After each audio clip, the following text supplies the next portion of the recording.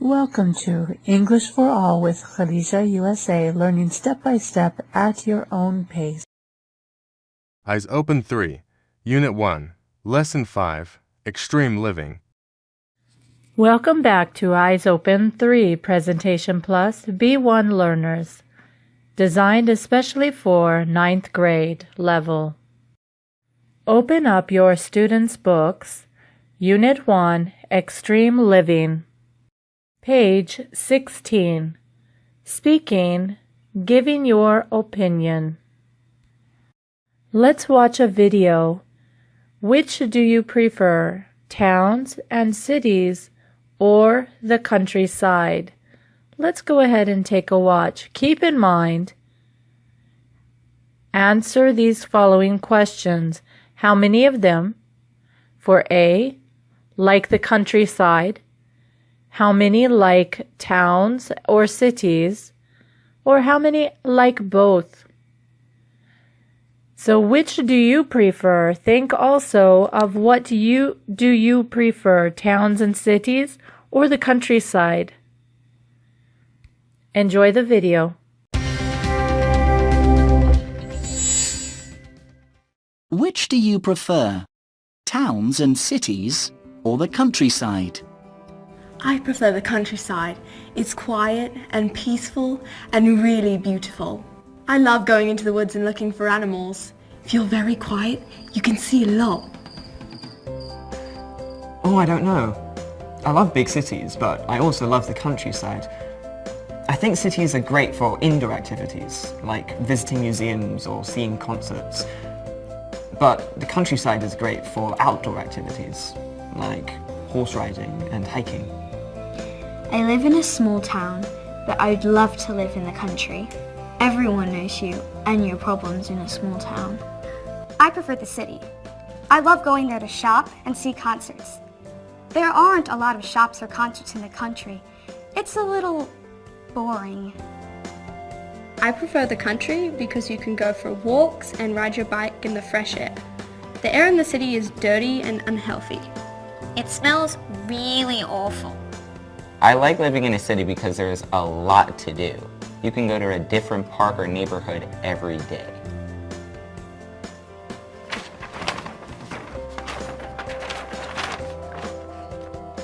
Which do you prefer, towns and cities or the countryside?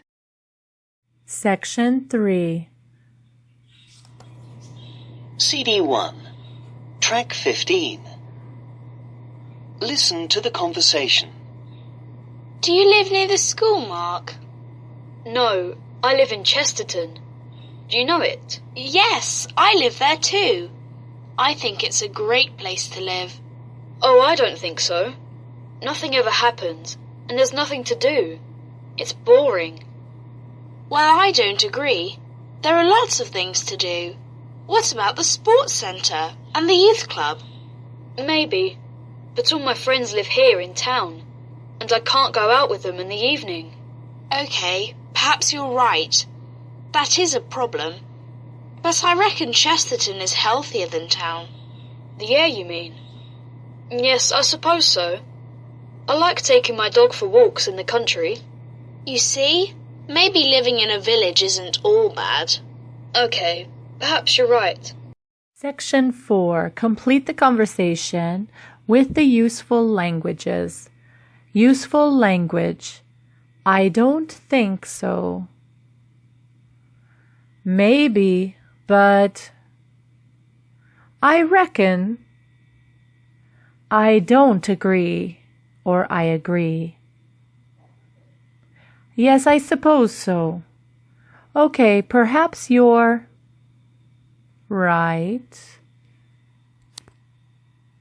So now let's go ahead and use those useful expressions to fill in the dialogue below. Do you live near the school, Mark? No, I live in Chesterton. Do you know it? Yes, I live there too. I think it's a great place to live. I don't think so. Nothing ever happens, and there's nothing to do. It's boring. Well, I don't agree. There are lots of things to do. What about the sports center and the youth club? Maybe, but all my friends live here in town, and I can't go out with them in the evening.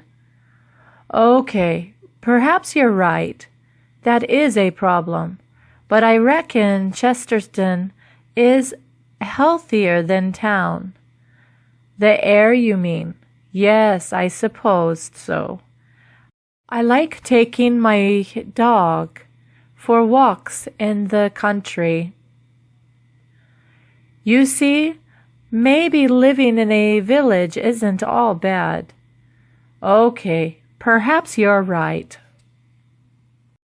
Section 7. Take out your notebooks. Work with a partner or alone. Prepare a conversation like the one in exercise 4. Use the photos below and the useful language. Practice the conversation with your partner. The picture A is living in the city. Picture B is going to a big school. So have fun and do a dialogue conversation for each of those pictures in your notebook, much like the one in exercise 4. I look forward to seeing your dialogues. Page 17. Writing. An email to a friend. Section 1. Look at the photos and read Arthur's email to a pen friend. Where does Arthur live? So now go ahead and read this email and answer the question, where does he live? If you answer in Tromsø, Norway, you are correct. Section 2. Read Arthur's email again. Put the information in the correct order. Stop the video now and put them in order and resume once you are ready for the corrections. Corrections, Section 2. The first one is opening the email. The second one, a description of his town.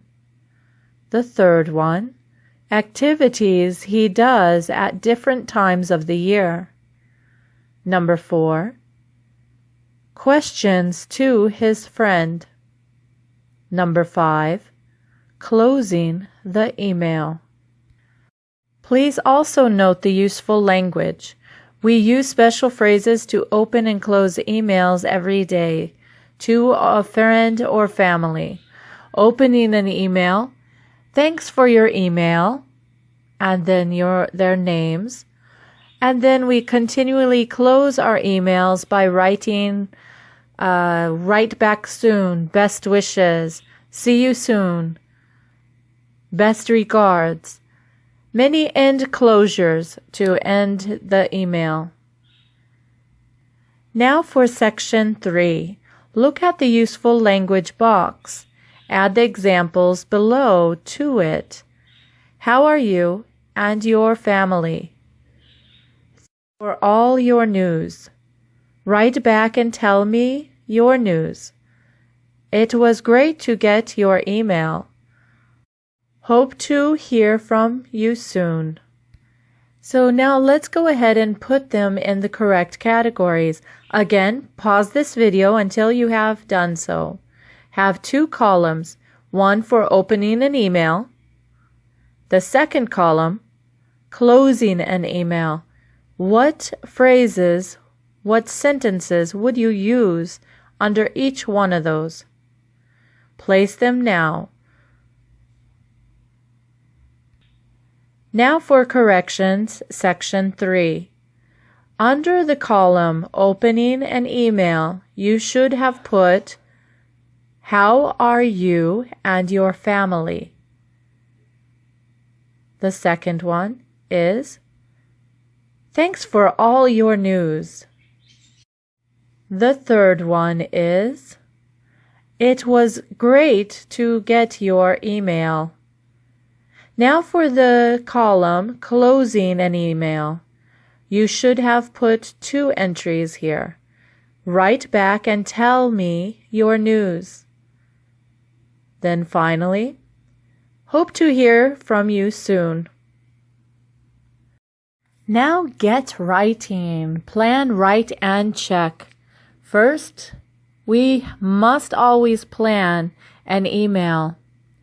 So in section 4, we want to plan an email to Arthur describing where you live. Use exercise 2 to help you and make notes. Go ahead now, take your notebook, open it up, and do planning of your email, describing where you live. So use exercise 2 as an example to help you write your email. Personalize it for where you live. After you have planned your email, we are ready to go to write the email. Section 5. Write your email. Use your notes from exercise 4 and the model text to help you write. Once you have done that, go ahead and check your work. Proofread your work. Section 6 will help you. Can you say yes to these questions? The first question you must say yes to is the information from exercise 4 in your email? Second question to ask yourself is, have you got opening and closing phrases in your email? If not, go back through and put those in and then rewrite it. I look forward to seeing your writings. Let's jump to workbook, page 12, for writing an email to a friend. Section 1. Read the email from Joe to his friend Ricky. What's the weather like on his holiday? If you answer, it's boiling. Very good job. Section 2. Complete the email from Joe to his friend Ricky. Use the words in the box. There are 4 extra words that you will not be using. Useful language, opening and closing an email. Remember, you can go back into your student's book for reference if you may wish to do so. Section 3. Read Joe's email again. How does he open and close the email? Fill in the blanks. Section 4. Complete the phrases for opening and closing an email with the words you didn't use in exercise 2. Page 13. Writing. Section 5. Put the words in order to make questions. Section 6. Complete the sentences with the correct prepositions of time. Section 7. Use the words to make negative questions. Section 8.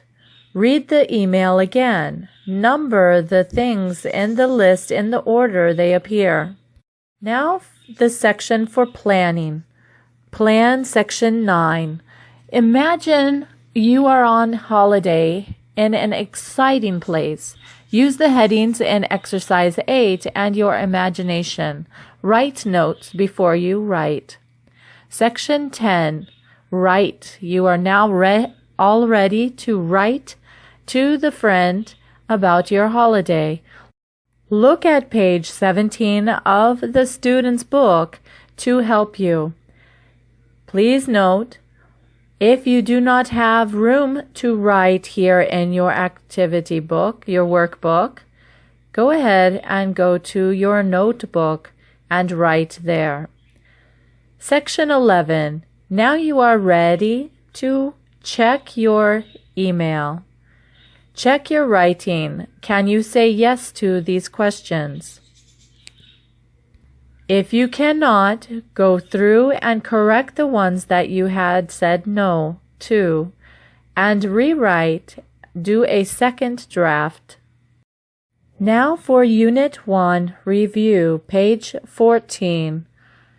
Go ahead and go through these reviews for vocabulary. Section 1, Survival Essentials, Section 2, Language Focus on Present Simple versus Present Continuous, and Section 4, Past Simple versus Past Continuous. Page 15, Unit 1, Review Continued. Language Builder, Section 5. Complete the email with the missing words. Circle the correct options. Vocabulary Builder, Section 6. Circle the correct options. Section 7. Speaking. Circle the correct phrase to complete each mini conversation. Page 16. Get it right. Unit 1. Present simple versus present continuous.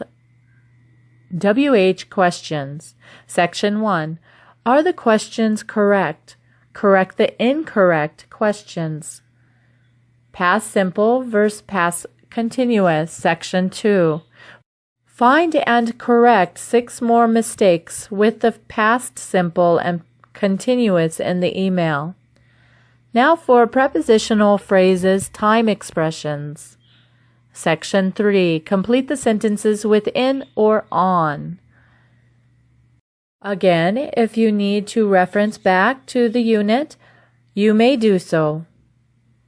Good luck. Page 87. Speaking extra.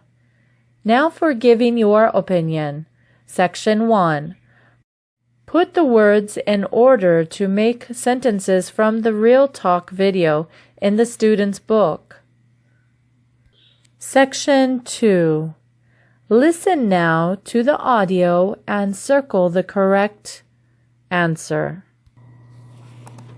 Track 9. Listen and choose. Conversation 1. I reckon living in the country is healthier than living in a big city. I suppose so, but it could be a bit boring. Yes, that's true. Life is better here in the city. Conversation 2. There's nothing to do, and we haven't got any friends. What? I don't agree. We've got lots of friends. Maybe, but they all live far away and it's difficult to meet up with them. Well, I reckon it's easier than you think. Perhaps you're right, but I'm bored. Conversation 3. I don't like my school. It's too big. I'd prefer to go to a small school like yours. I don't agree. I think a big school is better. In my school, you know everyone and they know you. Exactly. I reckon it's nicer when you know everyone. Maybe, but it also means if you do something wrong, the whole school knows. Perhaps you're right. That can be a problem. Like that time I fell and broke my glasses. Everyone in the school saw me and laughed at me. It was awful. I suppose so. Now, Section 3. Read the conversation. Where does Amy want to live? Section 4. Complete the conversation in Exercise 3 with the words in the box. Then listen and check. Track 10. Listen and check. Oh, I hate winter. It's freezing and there's another snowstorm tomorrow. Yes, but at least our PE class will be indoors today. I suppose so. But it's so boring. We can't go anywhere. Maybe, but where would you like to go? To the beach. I reckon life in California would be better. Why can't I live there? It'd be great to live in California. I don't agree. I like winter here. There's lots of snow and we can go skiing every day. It's great. Well, I don't think so. You know I hate skiing. I'd prefer to be warm all the time, with sunny weather, like in California. Perhaps you're right. But you'd have to put on sun cream all the time, carry a water bottle and wear sunglasses. Yes, great. Section 5. Pronunciation, focus, agreeing and disagreeing. Track 11. Listen and repeat. 1. I think living in a warm country would be great. 2. I don't think I'd like to live in a cold country. 3. I reckon a big school is better. 4. I don't agree. 5. I think life would be great. Now let's go ahead and repeat those sentences once more. Listen and repeat after me. Number 1. I think living in a warm country would be great. Number 2. I don't think I'd like to live in a cold country. Number 3. I reckon a big school is better. Number 4. I don't agree. Number 5. I think life would be great. Section 6. Listen to the conversation. What does Eve think is a good way to see the countryside? Track 12. Listen to the conversation. I love going camping. I think it's great to sleep in a sleeping bag under the stars. Camping? No thanks. I don't think sleeping under the stars is great at all.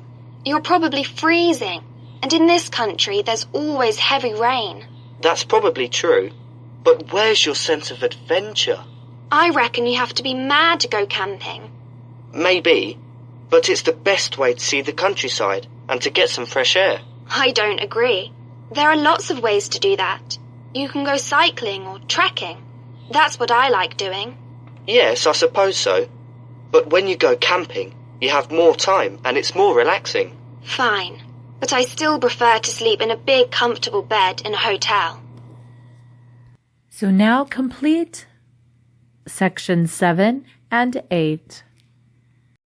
Page 96, Language Focus Extra, Unit 1, Present Simple and Continuous. Section 1. Circle the correct options. Section 2. Complete the conversation. Use the present simple or the present continuous form of the verbs in brackets. Section 3. Past simple and past continuous. Circle the correct options. Section 4. Complete the sentences. Use the past simple or past continuous form of the verbs in brackets. Section 5. Complete the text.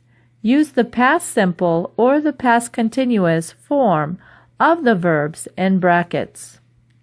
Once you have completed the workbook pages and the review, excellent job! You have one step further. Go ahead and complete the mini quiz below this lesson. And I look forward to seeing your workbook and your notebooks also. And don't forget, send me your marks for your quizzes. Thank you. See you in next lesson. Thank you for watching this video. See you again.